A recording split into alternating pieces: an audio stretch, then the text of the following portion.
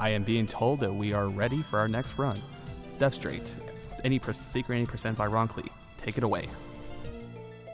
All right, and welcome to Deathstate. What's going on, everyone? Introduce my couch. Here we go. Hi, I'm Mumu. And I'm Squigga. And yeah, Deathstate is a single-stick shooter. It's going to be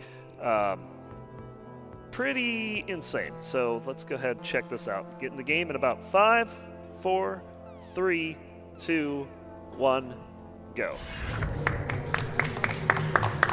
So Deathstate is what can be very aptly described as a single-stick shooter. You don't necessarily aim and shoot. That's done for you. But you are moving around, and you're managing your active skills, and you're also managing mapping. As you can see here, we have a very first level. It's a Zone 1. It can be one of two variants, much like the Binding of Isaac. Every zone does have a variant except for the final zone. Finally, for layouts, the shape of each level is a rectangle, either going left and right or up and down. In this case, it is left to right. He found the exit portal here, and that should be a fairly quick level. Every level has both a mini-boss that he is fighting right now and a item chest. And the mini-boss gives permanent upgrades and potions. Oh, boy. Ooh. Oh, boy. That's fantastic. Oh, my goodness. So what I just picked up was an org. Technically, you get organs, but sometimes you get these things called rune stones, or I'm not exactly sure what the technical term is for them, but basically that particular one causes that. You just saw it, the explosion damage that will happen occasionally whenever I do fire damage. It is one of the most overpowering combos in the game. So you heard Roncli mention the organs. So the way permanent upgrades are organs. So remember that episode of Invader Zim where Zim stole all of the organs from all the students in the school to make it appear he's human? That's how it works here. You find organs, you ingest them, and now it's a permanent upgrade. And you can have 3 stomachs, a couple of lungs, brain or 2, eyeballs, 5. Why not? Yeah. Because everyone needs 5 eyeballs of different colors. That fifth one's just for show. So, as you notice, this is a bullet hell. In the middle of Roncli's character, the Seeker, there is a kind of a pink glowing hitbox. That is the hitbox for that character. So if it gets hit, you get hit. We're already on 1-3. Very, very fast. Very fast, yeah. This has been a good start. Unfortunately, I'm only going to come out of it with a book, but it's a good book given the situation. Very but I'm good also book. going to look for a guy, we call him the Baron. We'll know him when we see him because he has a pair of items in his item pool, and we will take either one on this build. And so for items, we mentioned organs. You can get books. Books are typically additional bullets that fire on your behalf, obviously firing automatically. You can also find weapons and active items that give you more, switch out different skills, get different active items that change your bullet effects. And there's some pretty cool ones, and then there's some kind of lame ones. Like this one, Max MP, who cares? Yeah, so you're going to be hearing a chime very often. So here's the Baron. And there's a chime that happens very often. That's a notification letting you know that a skill is ready to fire, that charm right there. So you're ready, you have enough mana to fire that skill, and it does help quite a bit kind of to manage that. Oh, nice. That would be the item I would want out of the 2. That's excellent. Either one would be fine, but this one gives me some serious single target damage. Yeah, it does burst. So now you fire in bursts, and you also do knockback, and you do a lot of extra damage. I think it's like 50% from base. Oh, I have not seen these guys all day. Crystal Council. The Skeleton Power Rangers. It's this is the Zone 1 boss, and Mighty Morphin Skeleton Rangers here. Kind of a fun fight. That guy's dead. So you wipe them each color out, and then they all merge into one final wave that you have to fight. This isn't even their final form. Now they form Megazord or Mega Skelezord. I don't know. Mega something. I don't know. God, it's terrifying. Or a very terrifying version of Captain Planet. I mean, your pick. Your powers combine. I'm an abomination. I don't know. Just. Let's get out of here. Yeah. Okay, so like the Binding of Isaac, potions are unidentified, so you have to identify them by drinking them. And that one resurrects all the enemies in the immediate vicinity. That's a bad one. You don't want that.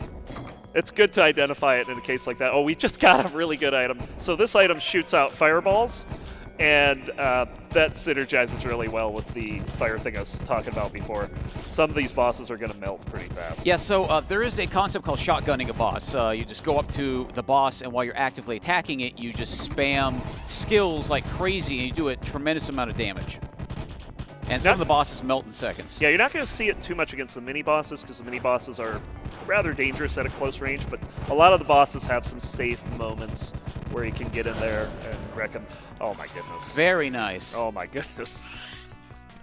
So I also have a full healing potion right now, which is fairly rare. Very so good safety, yes. This is some good RNG so far. Very good RNG. Yes. Which is good given how the RNG was going in practice tonight. You had a few interesting runs. Yes. And I just had luck proc, which you can talk about luck pretty briefly here. Yeah, luck's an interesting stat. It's not what you think. It's not the chance to find items. It's the chance that something that hits you doesn't hurt you. So it's a very low percent. You can modify by 1 or 2%. And yeah, so if you get hit by a bullet, there's a very small chance that it doesn't hurt you at all. And even that's going right. So that's very nice. good marathon luck so far. And you see a lot of little red orb-looking things on the ground. That's health. Blue ones are mana. And you also see brown chests. Those are typically just regular loot chests. You can find health, mana, and gold, and even potions in those. You get a few of those per level. Yep. And one thing about the way that the levels work, you're always going from bottom to top. And at this point in my build, I'm not really caring to farm for anything, so I'm going to try to be getting to the top as quickly. Well, I say that. No.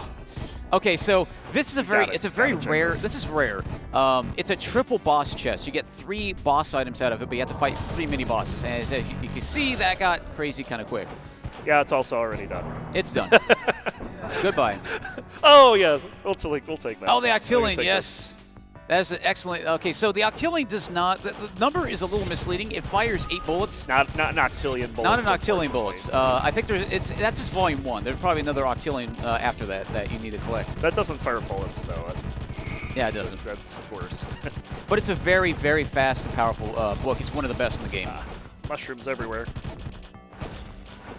And so there's another mechanic that you see roncli doing. There's a kind of a pink highlight around the character that blurs. That's a dash, and dashing is equivalent to dodge rolling in, say, Gungeon, where when you're dodge rolling, you go through bullets, you don't take damage, and it's your way to dodge. Every character in this game has a different duration. They dash a little differently.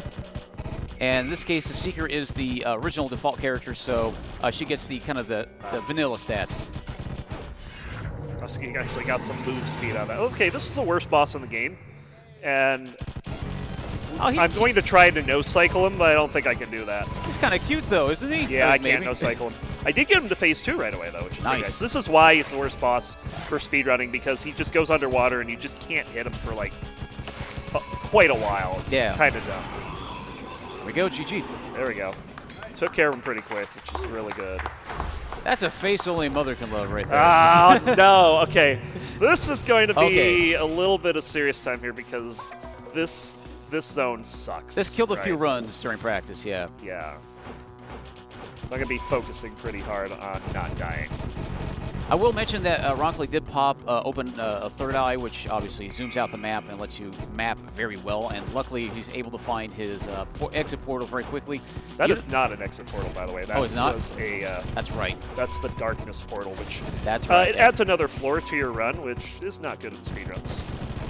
Yeah, this game has a lot of different ways to have extra levels. It's a good and bad thing. It's really good on like endless runs when you want to have extra levels to find extra things before a boss, but don't really need it here. This has been a very tame maze so far. There's the exit. Yeah, I say that and then this happens. Yeah. This particular zone, or this particular version of Zone 3 is rough because you have a lot of narrow corridors, a lot of choke points, and you have a very hard time fighting enemies and dodging. You have all these bullets and you have these narrow hallways, and good luck. I could be using my health as a resource here and just charging through some of these things, but I kind of want to save that for Zone 4 because Zone 4 inherently is pretty slow. And also marathon safety TM. Yes, there's that too. Something marathon safe. So you'll notice my screen's going red here. It's those little guys with the mouths, the many mouths and eyes, and they have a special purpose in the game other than to just distort your vision, but that's what's causing it. Yeah, they also can warp you to another level if you stand on them for, I believe, up to 10 seconds. Should have put a spoiler alert out in front of that. And you notice on the previous level there are these big meteor-right-looking things that are striking the ground. That's a random modifier for the level. It's just a meteor, then a mummy pops out, and it's very annoying. Oh my goodness! Yeah, that was kind of crazy. Shout out to bats, the best enemy in any game. Anything that flies is the best enemy for a speed Oh runner. yes. All